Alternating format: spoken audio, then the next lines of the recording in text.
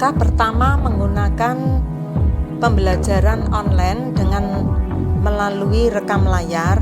Kita harus mengunduh dulu aplikasi rekam layar, bisa Mobi Recorder atau yang lain dari Play Store. Nah, seperti ini ya tampak pada layar. Kita klik Play Store. Nah, nanti kita cari rekam layar yang kita mau unduh, kita klik di bagian atas rekam layar.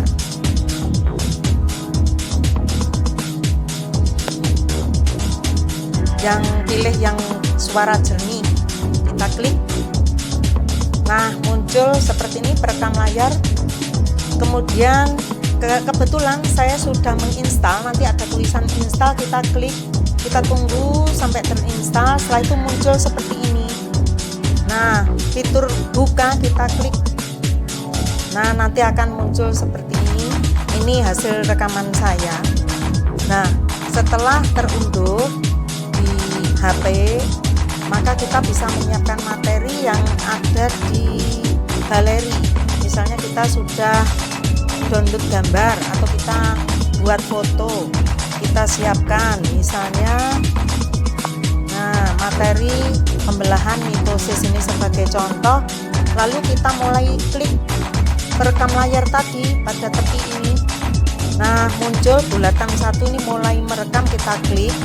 Nanti sampai kita menerangkan selesai, kita klik lagi perekam layar untuk memberhentikan, maka kita akan klik ini pada pemberhentian ini.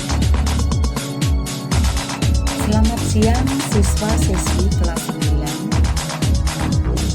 Selamat bertemu kembali pada pembelajaran kita pertemuan pertama di tahun pelajaran 2020-2021. Pada pertemuan pertama kita akan membahas sistem reproduksi manusia. Pada sistem reproduksi manusia atau perkembangbiakan manusia, kita nanti akan 4 kali pertemuan secara online. Yang pertama akan membahas pembelahan sel. Kedua akan membahas bagian-bagian alat perkembangbiakan manusia, baik pria maupun wanita. Dan yang ketiga, kita akan membahas penyakit-penyakit yang dapat mengganggu alat-alat perkembangbiakan. Dan pertemuan keempat nanti ada ulangan harian untuk 3 sub pokok bahasa tersebut. Namun di setiap pertemuan ada form latihan untuk dijawab. Jadi nanti bisa kalian kirimkan untuk nilai tugas. Pada pertemuan pertama kali ini kita membahas pembelahan sel. Perlu kalian ketahui pembelahan sel ada 3 macam. 1. Secara amitosis, 2. Secara mitosis, 3. Secara meiosis. Memang pada buku yang kita bahas hanya pembelahan sel secara mitosis dan meiosis karena ini yang langsung terlibat dengan proses perkembangbiakan pada manusia. Namun alangkah baiknya kalian juga mengenal pembelahan secara amitosis, yaitu pembelahan secara langsung. Apabila volume sel sudah penuh, maka sel akan membelah menjadi 2 sel anak secara langsung. Tujuannya untuk berkembang biak atau memperbanyak sel. Dan pembelahan amitosis ini hanya dilakukan oleh organisme bersel satu, baik yang tergolong hewan maupun sel tumbuhan. Contoh Euglena, Paramecium, Volvox, bakteri, dan lain-lain. Sedangkan pembelahan yang kedua adalah pembelahan sel secara mitosis.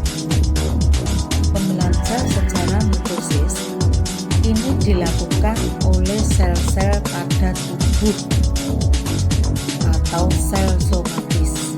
Tujuannya untuk perbaikan sel dan untuk pertumbuhan, bukan untuk perkembangbiakan.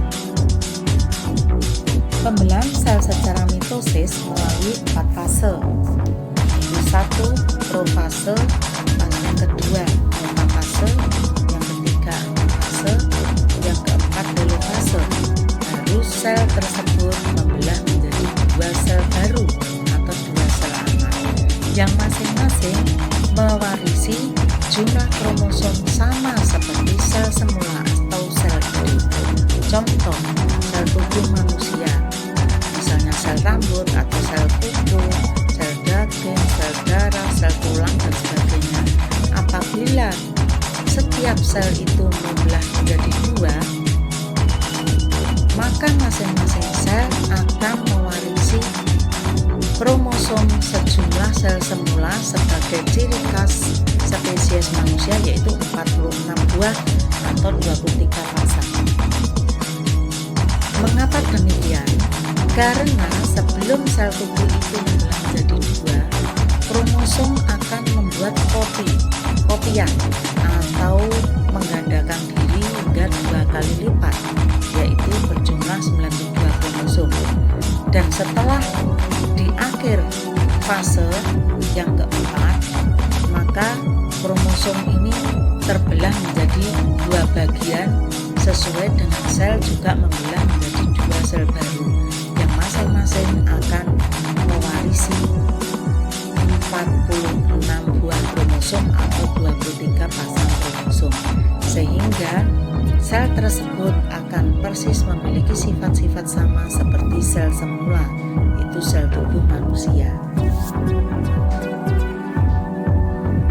Sedangkan pembelahan secara meiosis, yaitu pembelahan sel yang terjadi pada alat kelamin. Tujuannya untuk membentuk sel kelamin atau sel gamet, baik itu pada pria maupun pada wanita. Pada pembentukan sel gamet atau sel kelamin terjadi reduksi atau penyusutan jumlah kromosom, karena sebelum membelah kromosom tidak menduplikasi diri atau tidak menggandakan diri, sehingga kalau sel tubuh semula pada alat kelamin berjumlah 46 buah kromosom, saat membentuk sel sperma atau sel telur, masing-masing sel akan mewarisi kromosom tinggal separuhnya 46, yaitu 23 buah.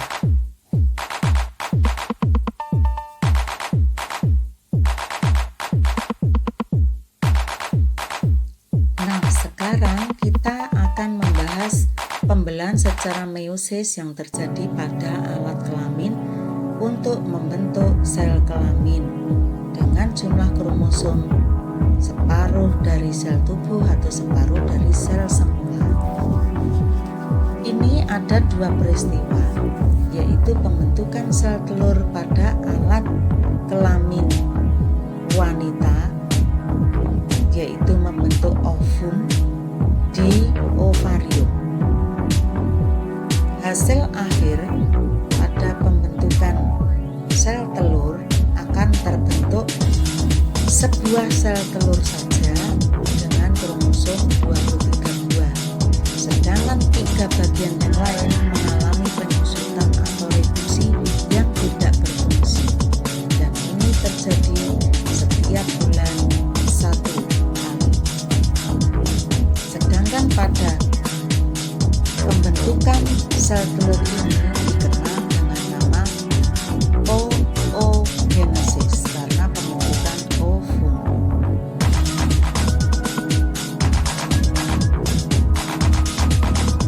Pada spermatogenesis atau pembentukan sel sperma yang terjadi di testis pada pria, hasil akhirnya akan membentuk 4 sel baru yang fungsional yang disebut spermatozoid, dan masing-masing sel mewarisi separuh dari jumlah kromosom sel semula testis, yaitu separuh dari 46, yaitu sama dengan 23 buah kromosom pada sebuah sel sperma.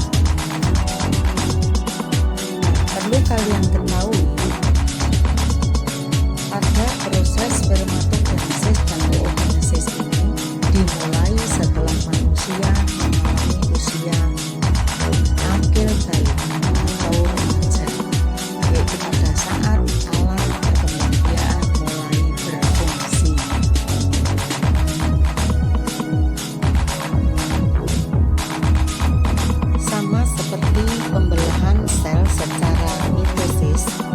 pada pembelahan sel secara meiosis yang meliputi pembentukan ovum atau oogenesis dan pembentukan spermatozoid atau spermatogenesis pada alat kelamin juga sama mengalami 4 fase pembelahan. Namun pada profase, metafase, anafase, telofase ini dilakukan 2 kali pada meiosis.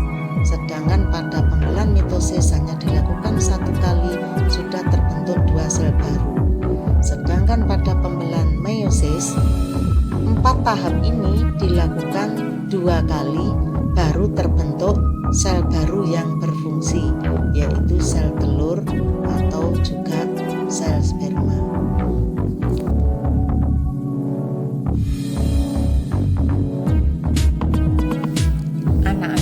Setelah menyimak materi, kalian bisa mengerjakan latihan soal pertemuan pertama yang ada di form.